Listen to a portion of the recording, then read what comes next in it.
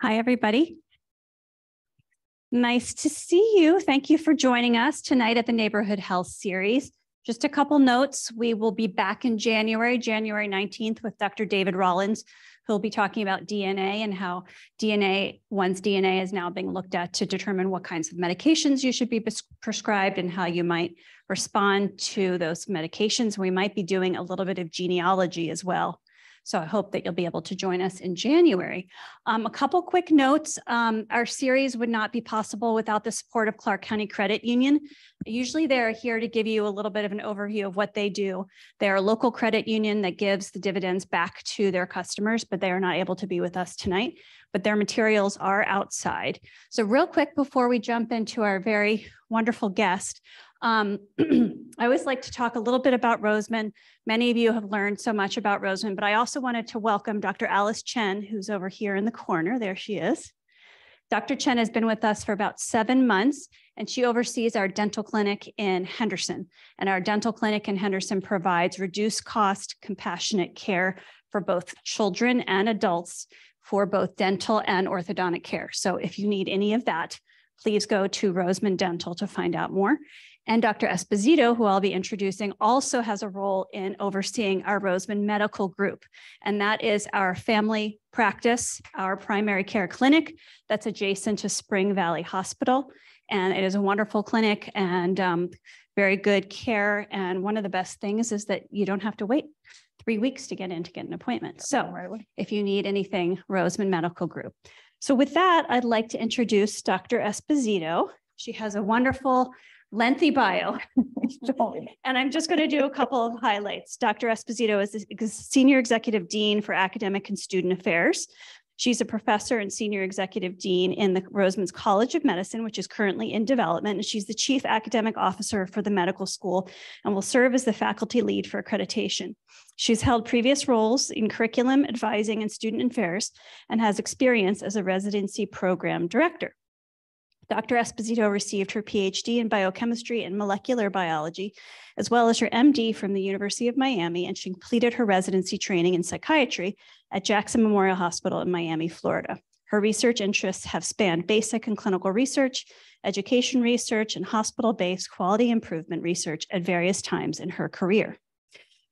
She also has experience in clinical leadership, serving as the Associate Chief Medical Officer for the Mental Health and Interim Associate Chief Medical Officer, Chief of Service for Ambulatory Services and Corrections Health at Jackson Health System in Miami, Florida. With that, please join me in welcoming Dr. Esposito. Thank you.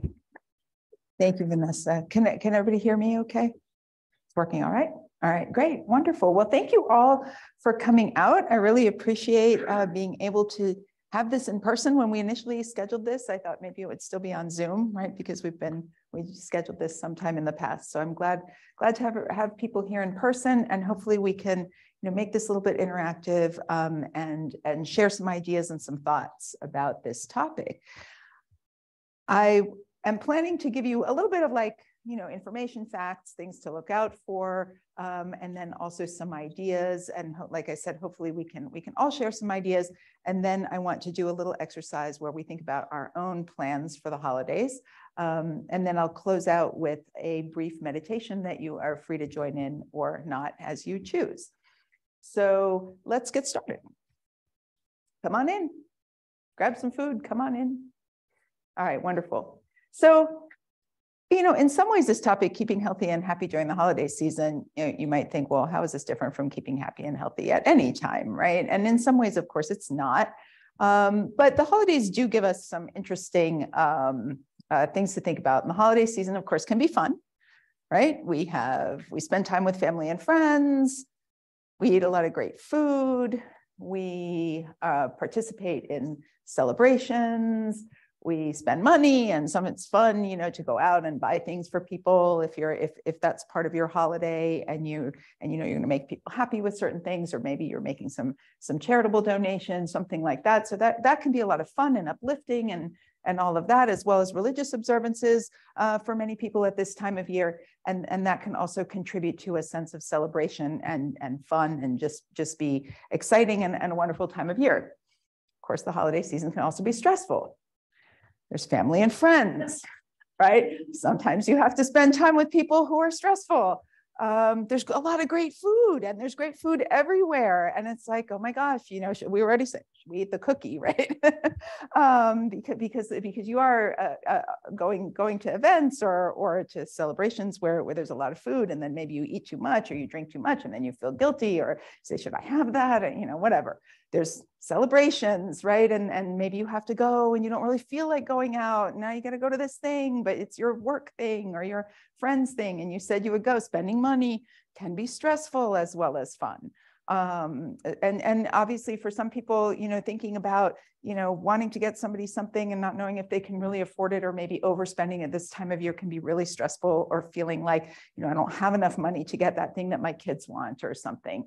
So that can also be a source of great stress, and religious observances and holidays can also be a source of stress for people. So it's kind of an interesting juxtaposition, right? That some of the same things that cause enjoyment and joy at this time can also cause stress. So what about holidays and mental health? Are people more stressed around the holidays?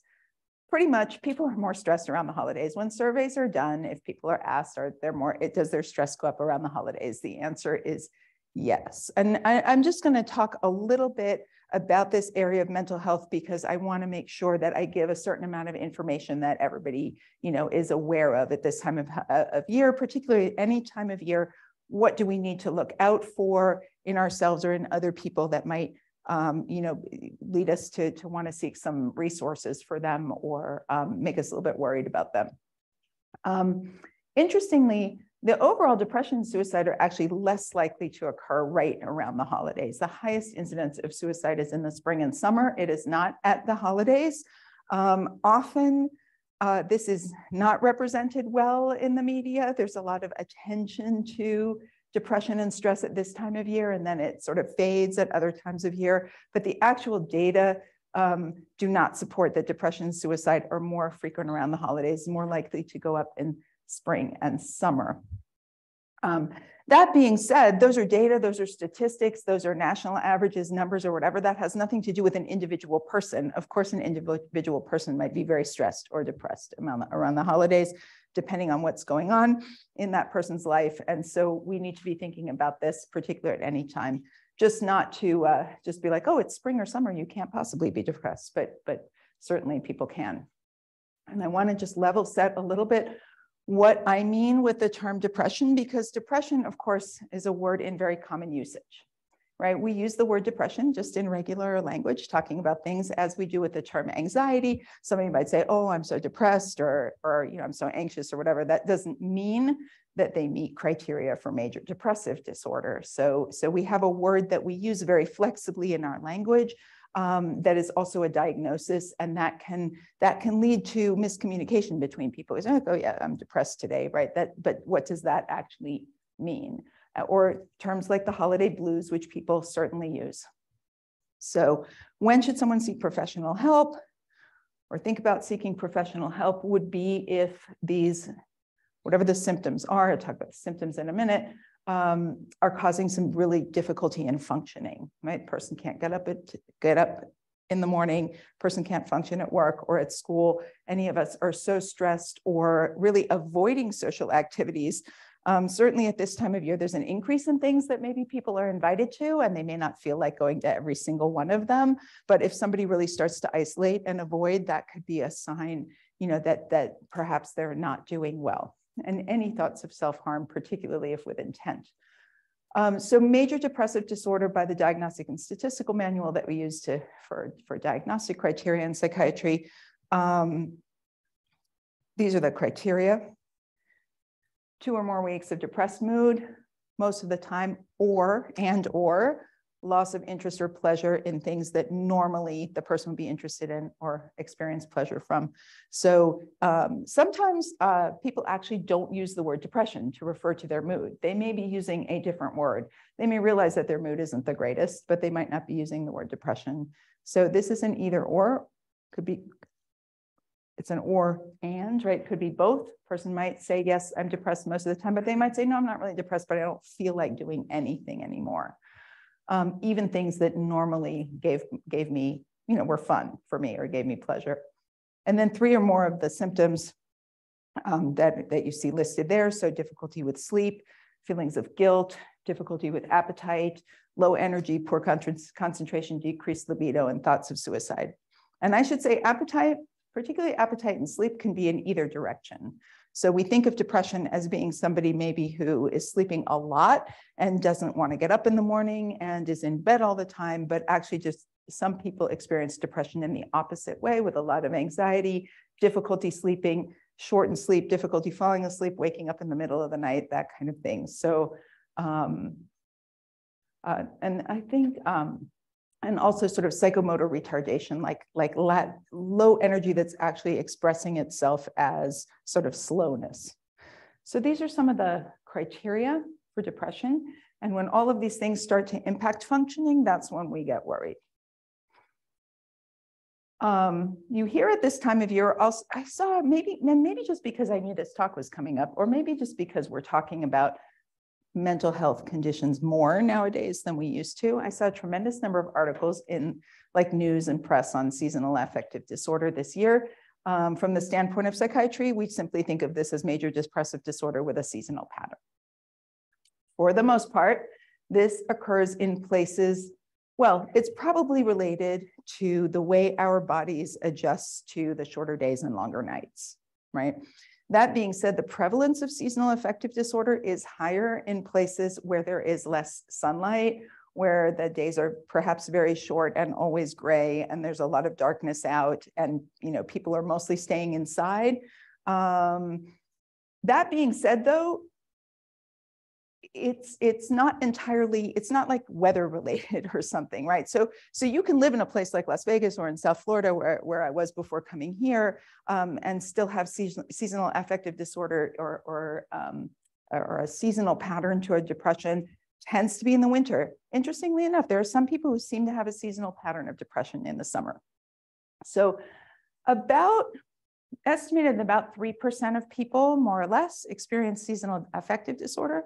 But in people who have major depression or people who have bipolar disorder, the percentage that have a seasonal pattern is much higher, be as much as 20 or 25%.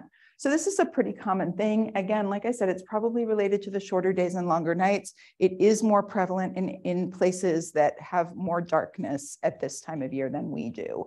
And also where people are staying inside because it's really cold, right? In Las Vegas and in Florida, a lot of times this time of the year, this is when everybody goes outside.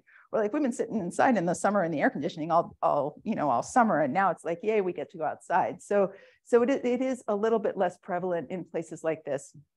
And in addition to the usual kinds of therapies for depression, medication, psychotherapy, that kind of thing, light therapy can be effective for seasonal affective disorder. So for this sort of winter depression, there are particular lumens that are recommended, like a particular light type and intensity that's recommended for this type of therapy. So it's not just like you turn all the lights in your house on, although that's better than nothing, presumably. But there are actual like lights that you can buy that people will sit in front of for like 30 minutes a day, particularly in the morning.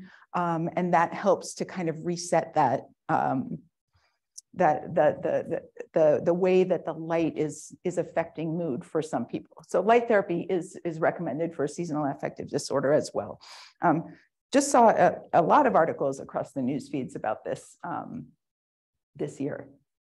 And then I just want to make sure everybody is aware of the new mental health hotline, which just began this summer. And Nevada was actually one of the first 4 states to be ready to implement.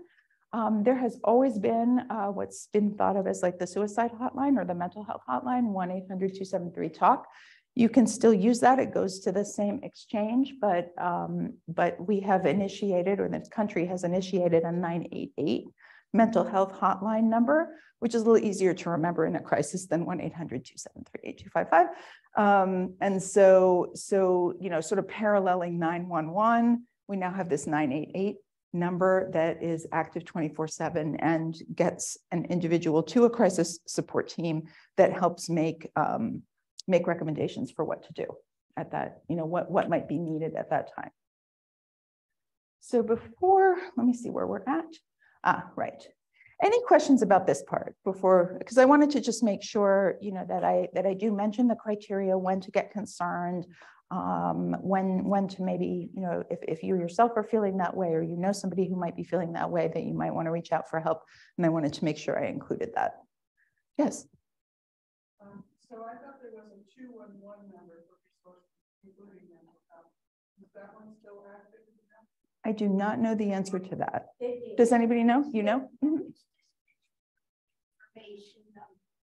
Okay. And it covers everything. And that's specific here to Nevada or to the county? Yeah, it's a local number here. Okay. So it's like a local information number. Yeah. Do you know, is it like 24/7 or? I don't know if it's still 24/7. Okay. Okay. And part of why they instituted that is that Metro was inundated with calls that didn't belong to Metro. To 911. Yeah. Okay. Yeah. People would call wanting to know where they could get food or where they could get housing. Got it. Okay. And it really was taking up a lot of time from dispatch. Mm-hmm. So the idea here was that this is the specialized number for resources and information. Got it. Got it. Were you able to hear all of that? Yeah. Okay. Wonderful. Good. So this is sort of mental crisis. They will talk to the person. Now they might make a call, if the person's like actively suicidal and saying, I'm sitting here with a gun to my head or whatever, they might, find out where that person is and send a 911 team, right? If there are, so ideally, crisis intervention teams would be available for mental health disorders, because sending the police is not always the best, doesn't always sort of help de-escalate the situation. There are police forces, some of them in Miami-Dade County, for sure, where the whole police force is trained in crisis intervention in order to help them, sort of deal with individuals who are experiencing a mental health issue in that moment, rather than necessarily, a criminal type situation. But crisis intervention teams, tend to be under-resourced everywhere. There's not enough. But this is specifically a mental health resource. So it's not just for suicide necessarily. It's not just a suicide hotline, but it is intended to be principally that and a mental health crisis resource. And it's national. It's national. Mm-hmm. It's national. So there, my understanding is that Nevada kicked this off in a pretty good way, and so actually there probably greater likelihood that somebody in another state might get to a call center here than the other way around right at the moment, because it's all fairly new. But they should be able to hook people up with local resources. I know that American Medical Response, the ambulance service, had like a special mental health team. Great. That they were sort of working on too. This was all before the pandemic. I toured that facility and they were working on that. Working on that. Yeah, it's really important that, that ideally people are in a crisis situation are approached by someone who has some training. Right. It helps a lot. Yeah. These are professionals trained and can have to find some speaks too. So they're not necessarily professionally trained therapists, but they are trained in crisis intervention. Mm-hmm. And the idea isn't to initiate any kind of therapeutic relationship.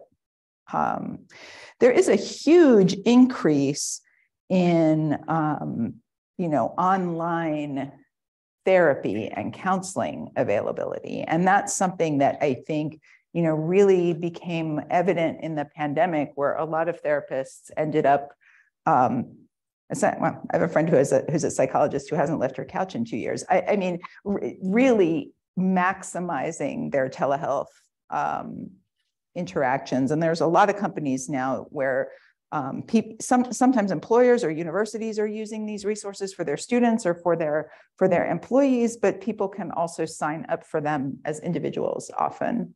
and get quicker access to therapy through telehealth than maybe going through their insurance or whatever. So there's been a huge uptick in that availability as well. Okay, so let's bring this back to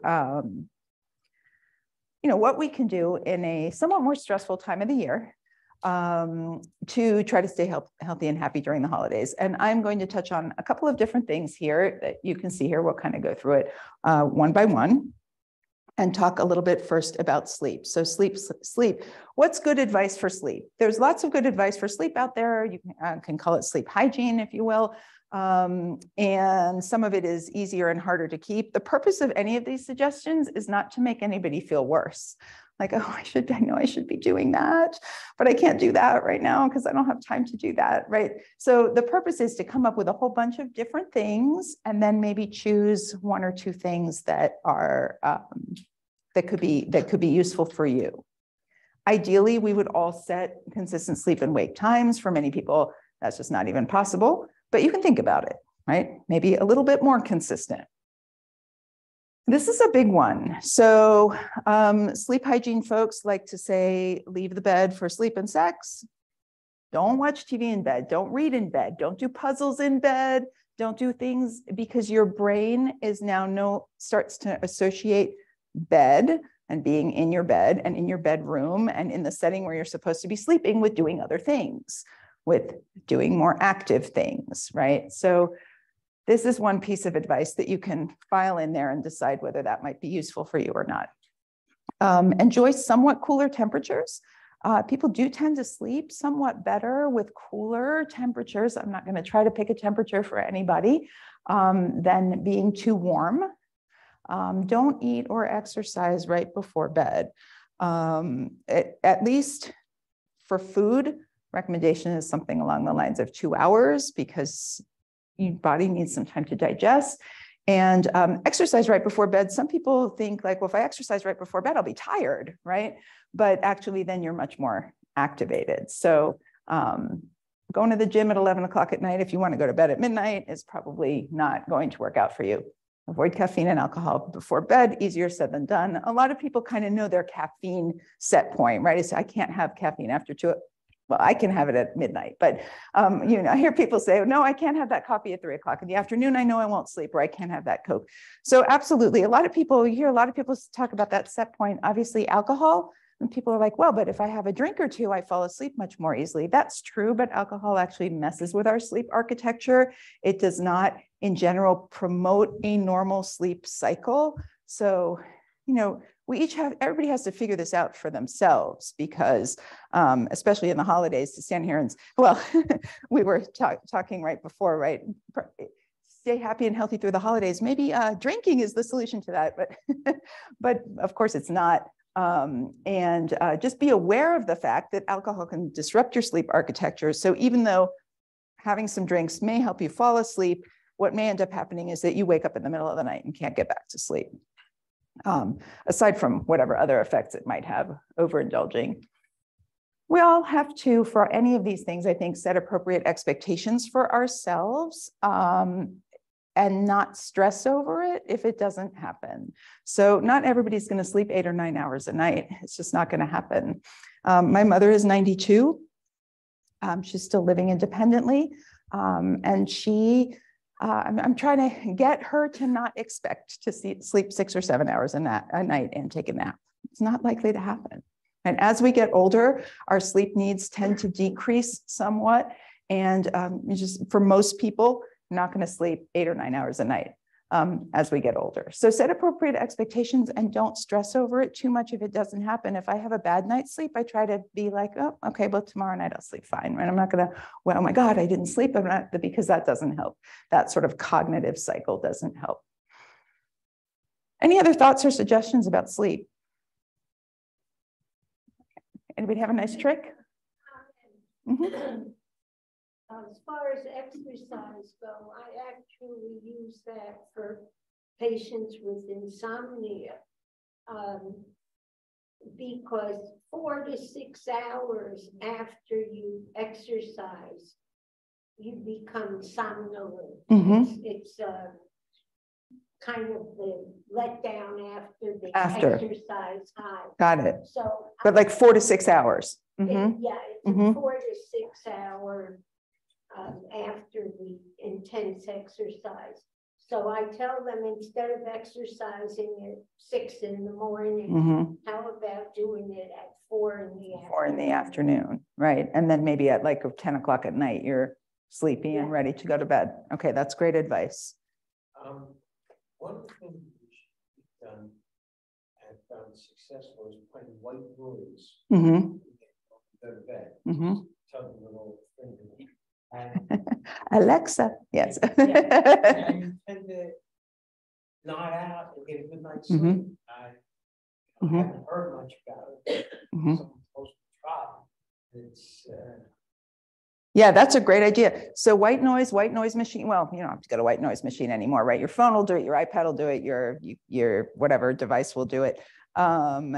It's interesting though, so for any of these things, if you hear something that's like, oh, I might want to try that, try it.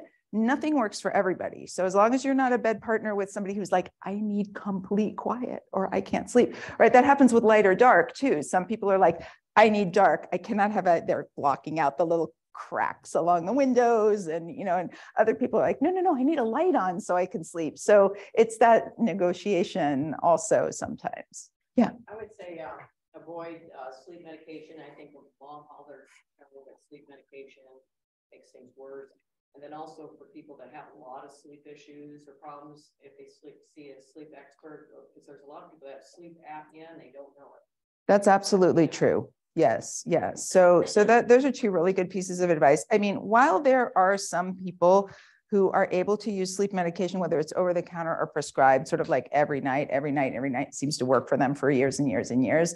For the most part, sleep medication is better used on sort of an as needed basis. So an occasional basis, there are some medications that we can get tolerant to, and so it ceases to be as effective if you use it every day. So that's absolutely true. And there are a lot of medications that mess with sleep architecture, including a lot of the antidepressants. So that's another one of these like plus minus things, because poor sleep or disrupted sleep can be a symptom of depression. And yet some of the medications don't exactly help with sleep architecture.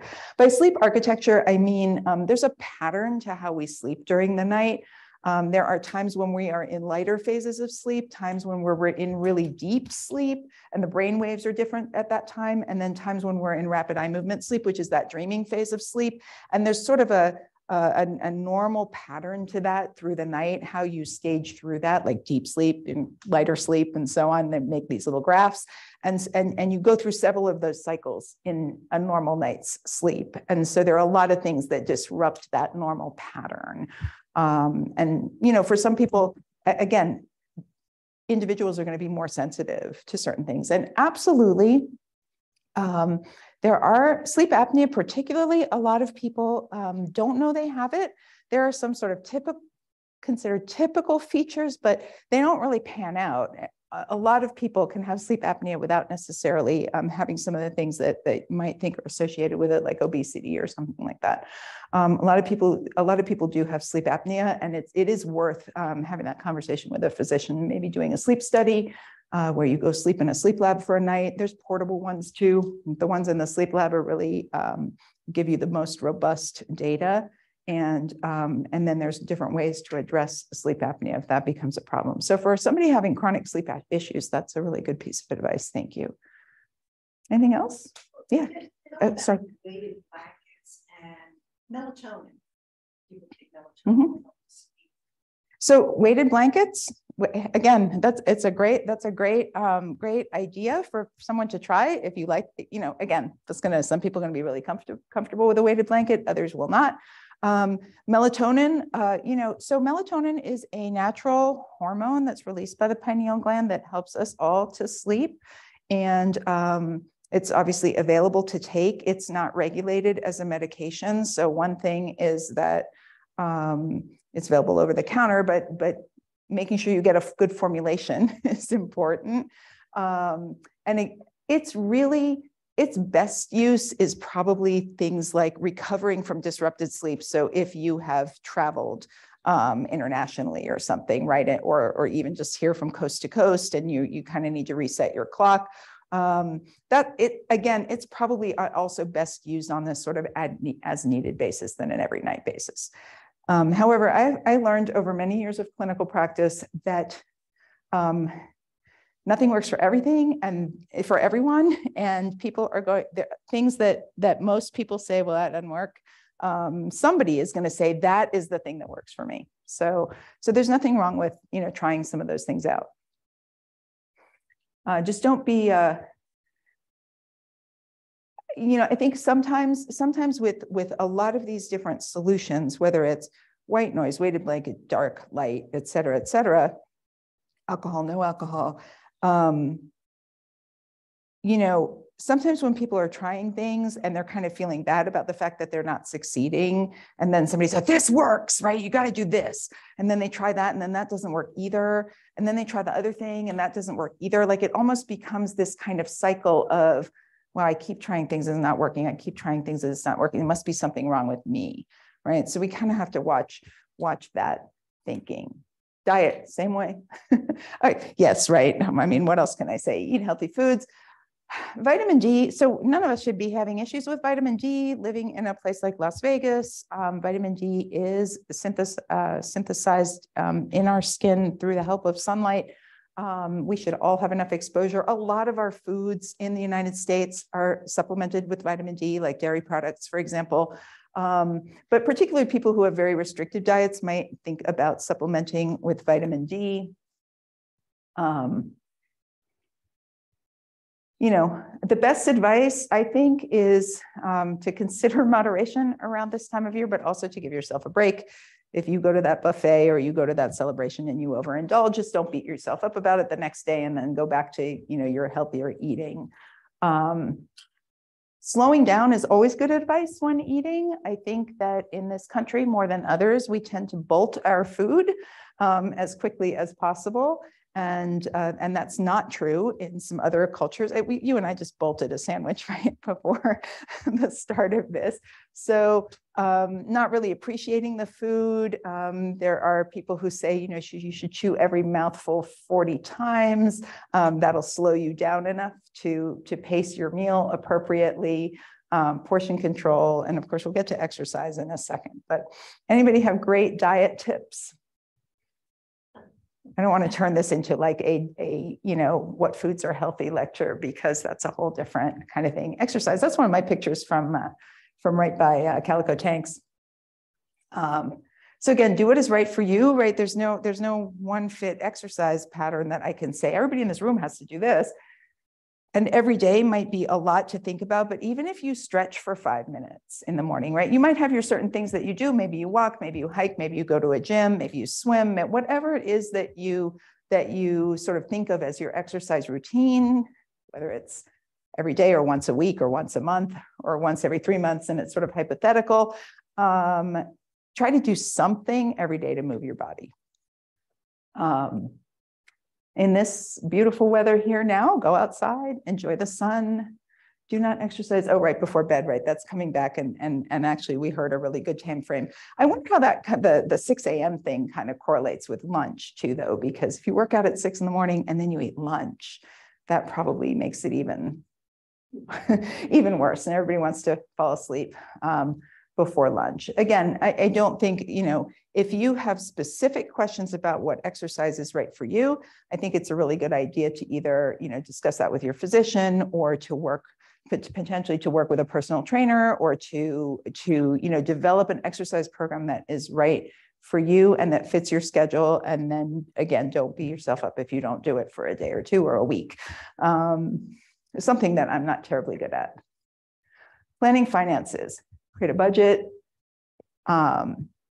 So some people are not going to be stressed about this during the holidays, but if you are stressed about this during the holidays, then, creating a budget and then thinking creatively about what to get people, because it's not always, again, if that's part of the stress over this holidays is buying gifts for people, or the expectations of gifts for people, or who you're supposed to get gifts for and who you're not supposed to get gifts for.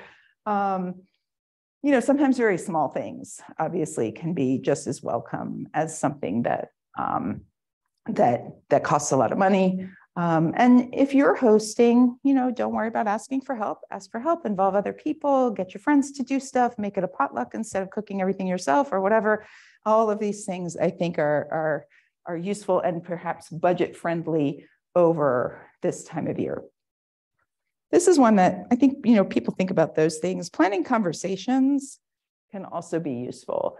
If you are going to be at an event or a family gathering or something like that, that you're perhaps dreading a little bit because maybe there's some conflicts with some of the people who you might, encounter there.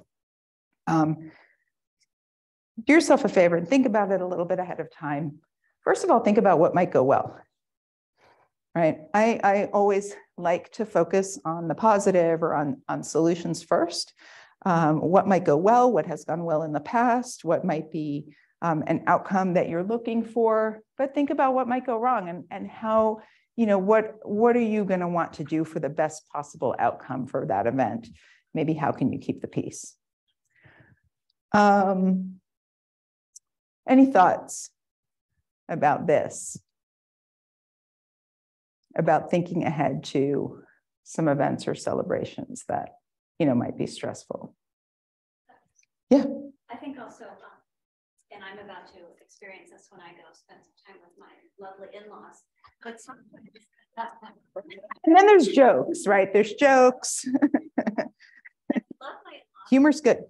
Sometimes there's so many people at the family affairs that it makes me very stressed. So I like to take walks. And so that sort of combines planning a conversation and also exercise, just getting fresh air for 15 minutes and having a little space, and then coming back to the family thing. And there's so many people is, for me, a very good coping mechanism. Cool. Thank you. I think bringing water, a lot of the family and friend events have a lot of alcohol. Sometimes you really need to pace yourself, not overdrink, and really make sure you drink quite a bit of water. So that you don't get to the point where you're saying the wrong thing. So I think bringing water, sometimes thinking about that ahead of time. Not a lot of water around. It seems like, everyone's giving you a glass of wine and giving you, and you're going. Plus, if you have that water bottle, like right before you're about to say that thing, you can. Let me have some water. Big water thing you might bring with, Actually, you know what? They should invent one. They have those water bottles now with messages on them now, right? You're almost there. Drink, They should invent one for the holidays. Don't say that thing. Drink a little more. Yeah. Somebody else? Okay. Thank you. So I think we're at the, and this. So I think, those just came up all at once. All right, that's fine. There are certain things that we may not feel cheerful and wonderful throughout the whole holiday period, and that's completely fine. Doesn't mean you're lacking the holiday spirit, even though if sometimes you feel you might be lacking the holiday spirit a little bit, that's completely fine. Certainly there are people at this time of year who are feeling overwhelmed by grief and loss, especially if they've had a recent loss, or if this is a time where particular memories come up, right? It doesn't have to be recent. It can be from very, very long ago. And so we should give ourselves, plenty of space to have those feelings and not somehow feel like I should be all cheerful right now. Why am I still feeling this way? It is what it is. Sometimes we feel pressured to participate in things or stressed about giving. And then certainly they're given whatever people's situations are, may be feeling very alone at this time of year, even if surrounded by people, right? So they may be actually alone and isolated or feeling alone and not understood in our environment. So these are feelings that I think we should not ignore or just cast aside or say that's not important. They are important. And this is actually McLean Hospital. I took this little list from the McLean Guide to Managing Mental Health Around the Holidays, which I actually thought was sort of the best list, because most of the other lists, so I came on one website that has 79 resources for feeling happy around the holidays. And I'm like, this is making me stressed just to look at. Like, I got to do 79 things to, you know, so most of the lists that you see say cheerful things about the kinds of things we just talked about: get enough sleep, exercise, you know, eat right. And so that's great. But we all kind of know that already, right? We may want to give it a little bit of attention at this time of year, maybe be a little more conscious of it than we need to at other times of the year. But I actually think I really liked this list because those are the things we talk about less than just, you know, don't drink too much, which is great advice. But I think not as helpful as just being aware of, you know, why am I drinking? Maybe I'm having fun and that's great, in which case, you know, I just shouldn't worry about it too much. But these things are more likely to lead to that stress and maybe depressive feelings. And we need to acknowledge that we can have these feelings around the holidays and not feel guilty that we're not cheerful all the time. That is completely fine. So I really actually like this little guide if you wanted to look something up. Yeah. I think it's important to also mention, do something for somebody else. Mm-hmm. Whether you go down, take a few hours and volunteer at Free Square, or stop at some elderly person in your neighborhood who's all alone. Just stop and spend 10 minutes with them and just friendly talk. Yep. That's absolutely true. This is a very good time of year to think about giving to others, to think about volunteering a little bit of time, or potentially participating in a toy drive or a food drive or something like that. But making that connection with someone, I think, also can be, you know, very rewarding for us and wonderful to reach out to somebody. We have a couple of programs here that are community-based already at the Roseman College of Medicine. One is the Empowered program, which actually uses some space in this building and is for pregnant and postpartum women with opiate use disorder or stimulant use disorder. And so we've been doing a lot around that group this winter. And the other is Genesis, which is a household-centered care program for people with who have a lot of social needs and maybe don't have access to medical care, et cetera. So that's where some of our activities are right now around the holidays. And that's absolutely true. And I'm sure there's a ton of volunteer opportunities here in town that people can, you know, volunteer some of their time. 3 Square is a good example. Yeah. One thing I like to do is do extra Christmas cards that you don't know who to send them to. I like to go through the neighborhood and just put them on their front step if they put up lights for the holidays. And I just put a neighbor. You know, Nice. Yeah, that's really nice. Any other little ideas like that? I like that. One thing that we don't bring up in general discussion is your faith.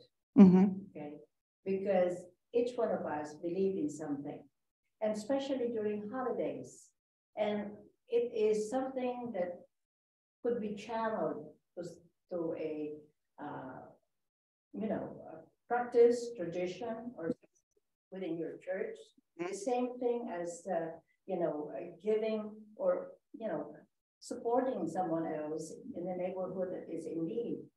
A lot of times we don't like to, say something about religion, but your faith is the one that guides you in what you believe in and how you manage your life.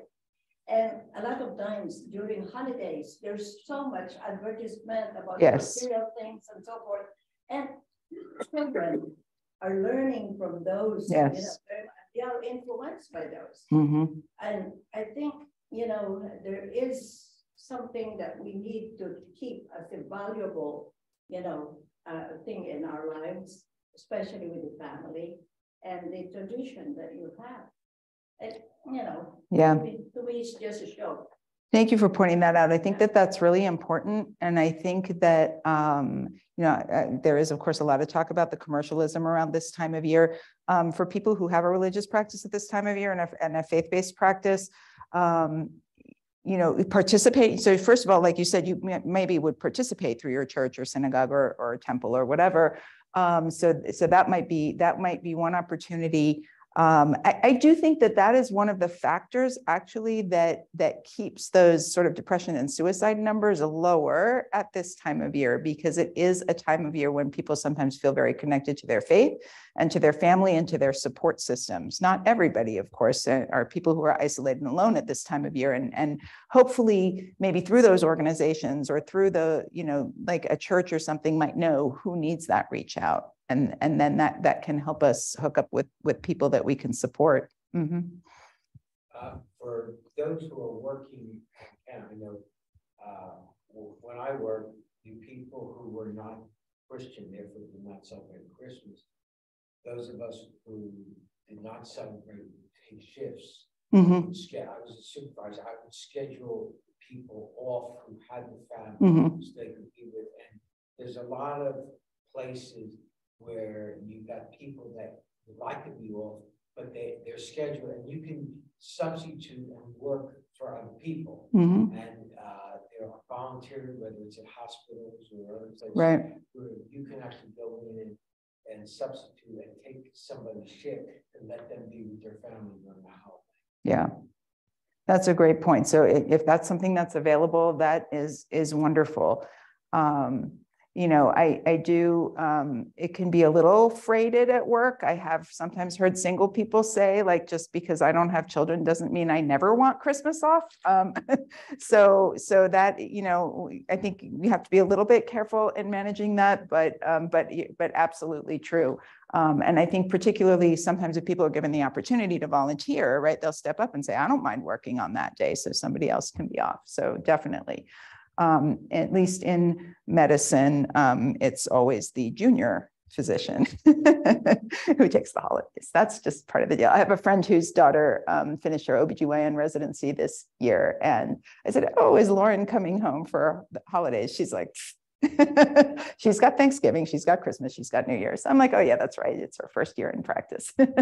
So and actually, so that speaks to this a little bit, right? Creating a ritual. And I don't specifically have a faith-based or religious ritual on this slide, but by ritual, I don't mean anything like weird, but like a regular practice, right? That is meaningful to you. That might be around food or how maybe a meal that you have during the day. It might be around exercise. It might be around something like meditation, mindfulness, yoga, whatever. There's all these, great apps for this nowadays. It might be around a particular activity, whether it is a religious activity. It's Advent season right now, right? So I got a little thing in WhatsApp from my aunt in Germany this morning, happy third Advent coming up. So it might have something to do with that, but this is a time of year where we can think of is there some regular practice I want to have? I have some friends who at this time of year make a practice of once a week at night, not using electricity. So when they plan it, right, so they don't use any electricity for one night out of the week to almost like celebrate this darker time of year. Like, can I light candles and whatever? So whatever it is, like something that maybe is a regular practice for you, where you're then like, oh, I'm going to relax into this moment. It might be a ritual around sleep or how you go to sleep, something like that. Okay, so now we're at the piece of paper part. Vanessa is going to give everybody a piece of paper and a pen.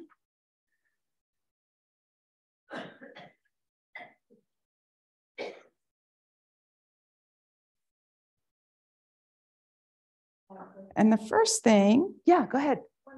The previous slide, Uh-huh. the grief.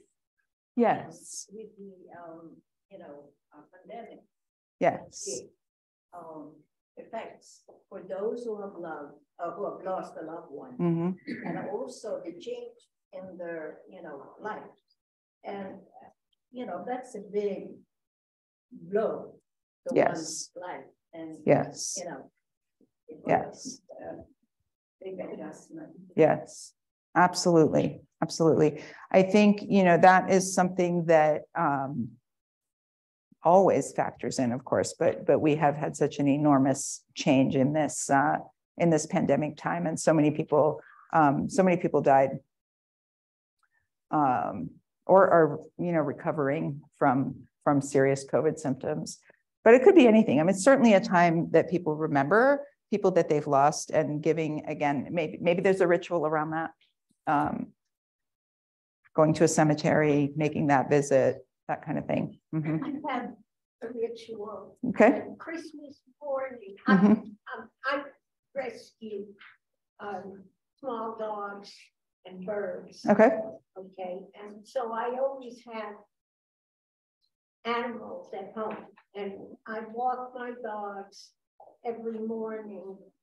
We have a circuit that we walk. Mhm. Christmas morning, I fill my pockets with dog biscuits, and everybody's busy in their house opening their gifts and eating breakfast and their dogs are dumped in the backyard. So we go for our walk, and we stop at all the neighborhood dogs and give them a dog biscuit. Oh, that's fabulous. Yes, there you go. That's wonderful. Everybody could start to do that. If you walk your dog on Christmas morning, that's a great idea. Thank you for sharing that. So on the piece of paper, maybe just like in a corner or something, because we're going to use the piece of paper for a couple of different things. But make a list, and I couldn't resist this part.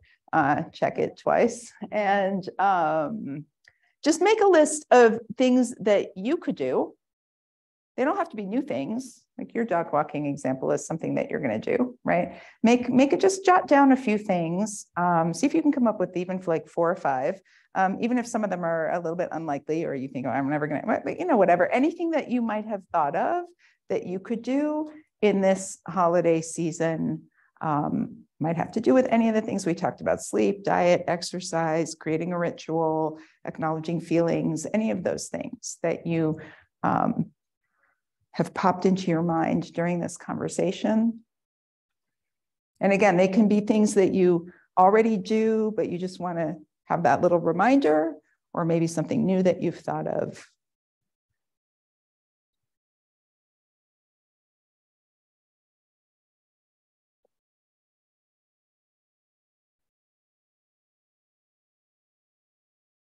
You don't have to share this with anybody. You can if you want to, but you don't have to. I'm not going to like make you get up and say it. Just thought we'd qualify that so you can write down whatever you want.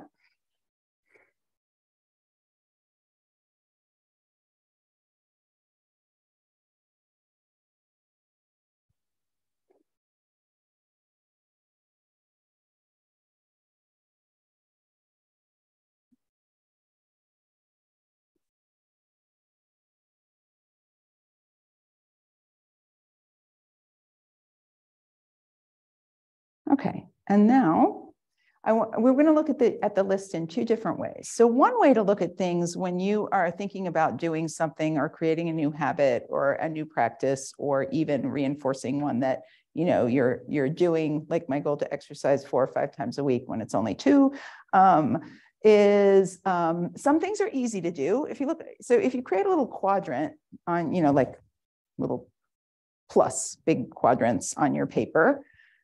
Some things are easy to do, and some things are hard to do, and some things are low impact, like they're not going to have a big effect on your life, maybe, but some things might be really high impact. So create a little quadrant and then put the things that you wrote on your list into one of these 4 quadrants. So let me see, do I have a pointer? Right, so I have a pointer, but it shows up on that wall, but it's not really showing up here. So, okay, so top right would be high impact, something that you think would really make you really contribute to your health and happiness during this holiday season, but it's hard to do, right? So let's say you normally get up at 7. Well, okay, so now I might have to moderate this example, but I'm gonna use it anyway. Let's say you normally get up at 7, but you're gonna get up at 5 and work out for 2 hours. That might make you feel great, but it might be kind of hard to do. If it's low impact and hard, like you think this is going to be really hard to do, and I don't think it's going to make that much of a difference, probably not going to focus on that one. If it's low impact and easy, bottom left, why not, right? Maybe cumulatively it'll contribute more than you think. And if it's high impact and easy, that would be where I would start thinking about implementing, right? Pick those. If you have anything on your list that you think this, I would really feel good if I did this, and it's pretty easy to do, like there's nothing keeping me from doing that. This is a good way to think about when you're considering adding something. It's busy enough. Oh, and by the way, since I just said that, adding something, if there's something you could stop doing for a while that would help, that's good too, right? We don't always have to think, oh my gosh, the day is already so stretched and now I got to add 5 other things to do. Some of them might be things that you might say, you know what, I'm not going to do that for the next 3 weeks because it's not that big of a deal and it would give me some more time and make me feel more relaxed. It might be something you stop doing for a little bit of time.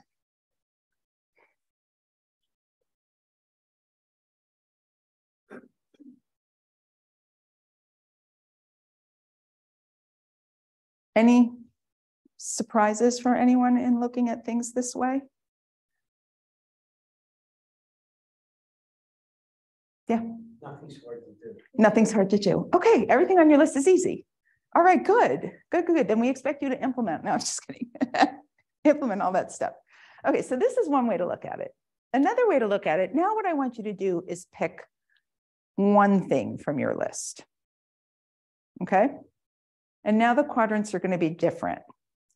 Pick one thing from your list. I'm just going to keep using exercise as an example because it's an easy example, but whatever you have on your list, it might be buy a weighted blanket because I want to try out the weighted blanket thing, right? Amazon, I'm sure you could probably do this like before you leave if you really wanted to. Go on your phone and order a weighted blanket. So the plus in this case is what will happen if I do this? Okay, so whatever item you picked from your list, I want you to jot down, I mean, you can make the quadrants or not, but I want you to drop down what you think will happen if you do this. So in the case of exercise, I could say to myself, well, if I exercise at 4 o'clock every afternoon, can I leave work early? I was told that that's a really good idea. If I exercise at 4 o'clock in the afternoon, I am going to sleep better at night. Okay, so that's what I think will happen if I do this. In the next little quadrant there, top right, it's what will happen if you don't do this. So if I don't exercise at 4 o'clock in the afternoon, I'm not going to sleep as well. And maybe I won't feel so good about myself because I haven't done that regular exercise thing I keep telling myself I'm going to do, right? So what will happen if you don't do it? Which is basically status quo, but you need to make that explicit to yourself. Does that make sense?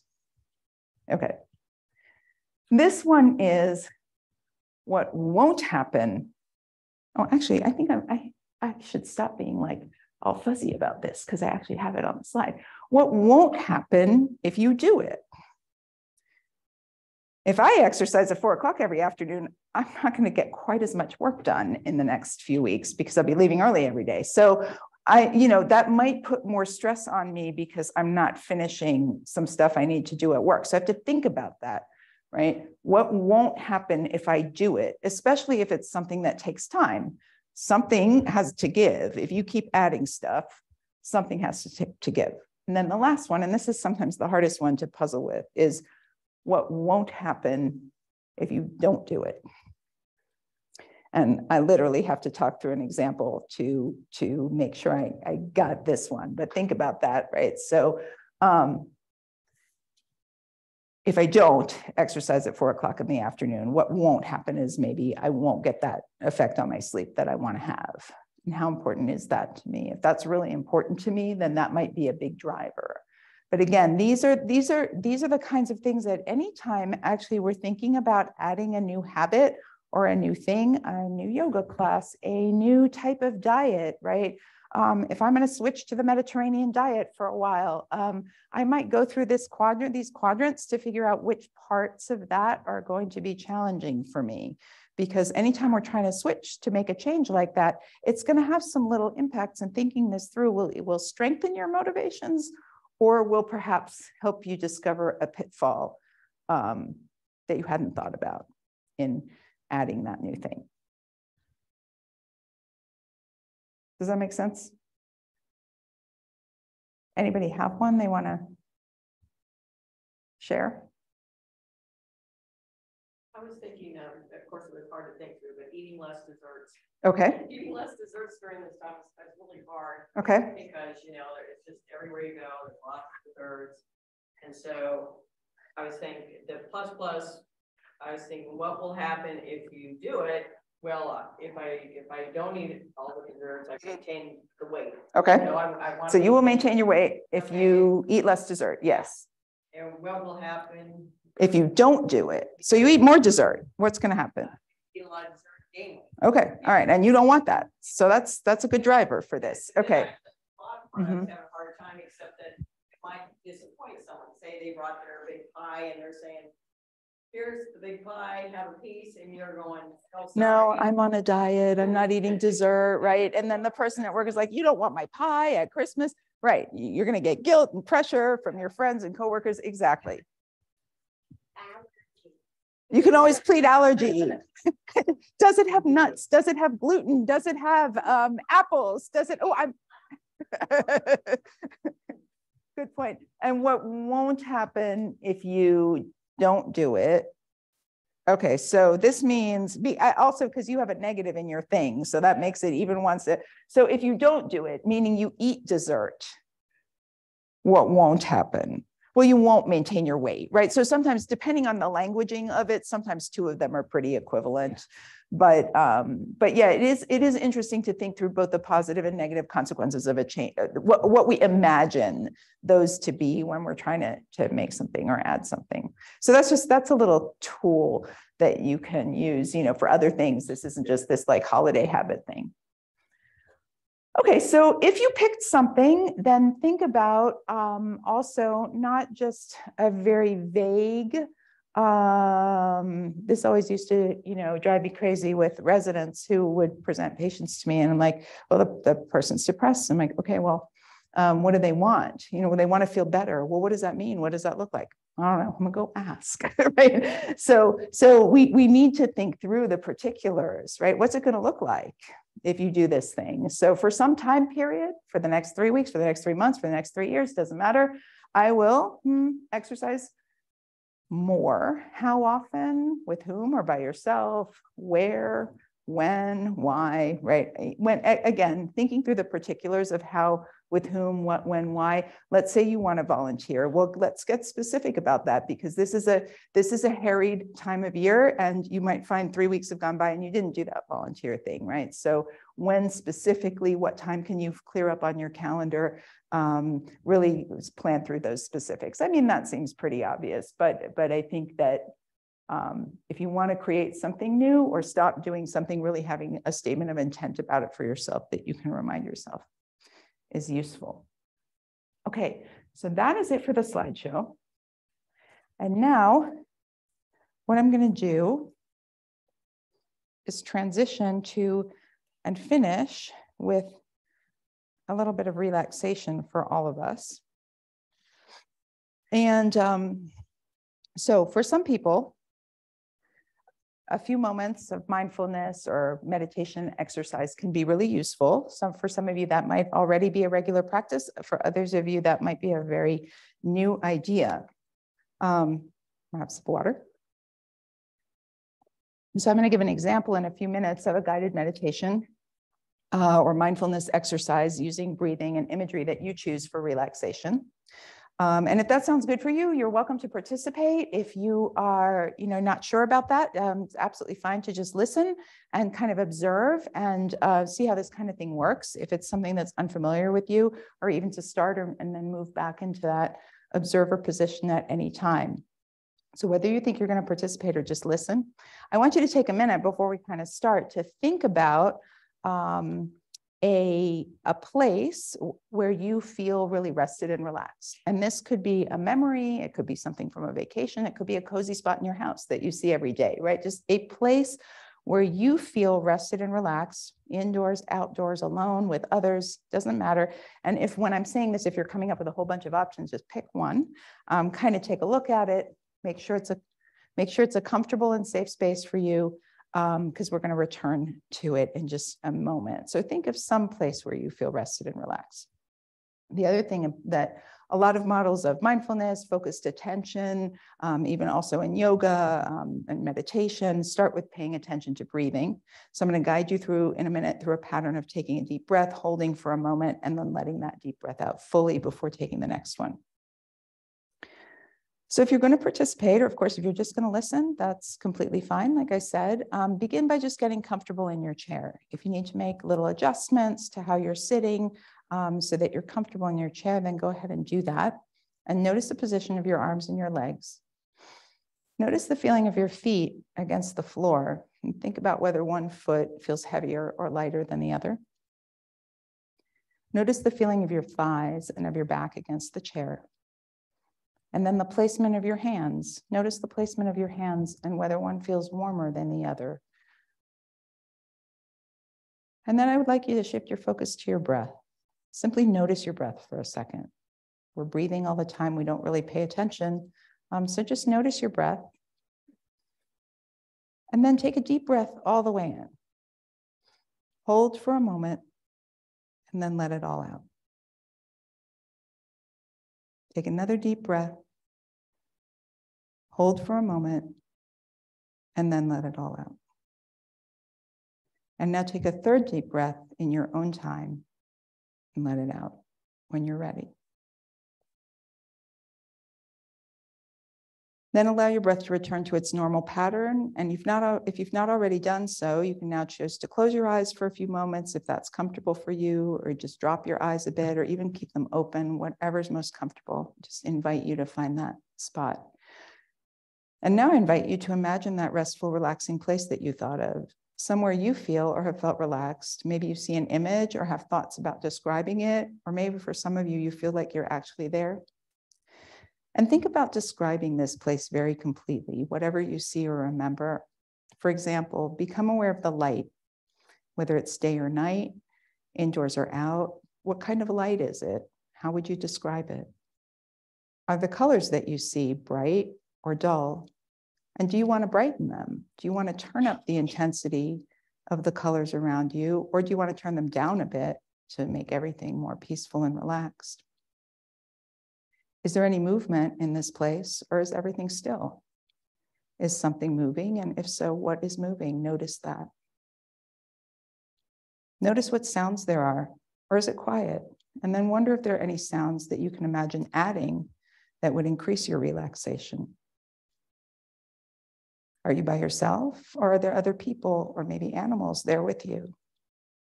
What is the temperature? How would you describe it? Is it warm? Is it cool? Would you like to adjust it a bit? And if so, go ahead. Do you smell anything? Are there scents? Are there vibrations or sensations in the air?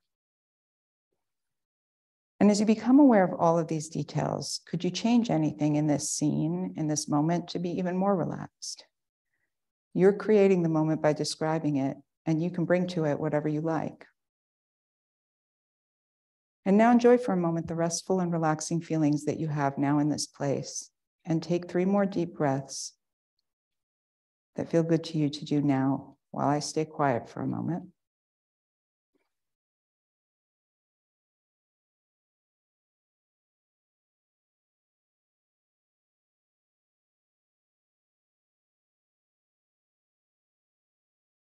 And when you've spent these moments relaxing in this space, begin now to come back to the present moment, wherever you are. Maybe move your fingers or toes a bit, shrug your shoulders, stretch if that feels good to bring you back here to the present moment in this room. And take your time.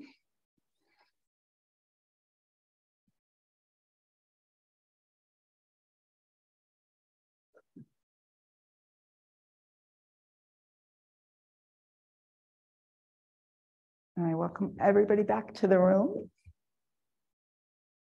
How was that? Good.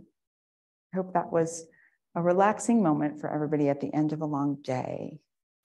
And that's it. Vanessa, I don't know if you want to add anything or close out with anything.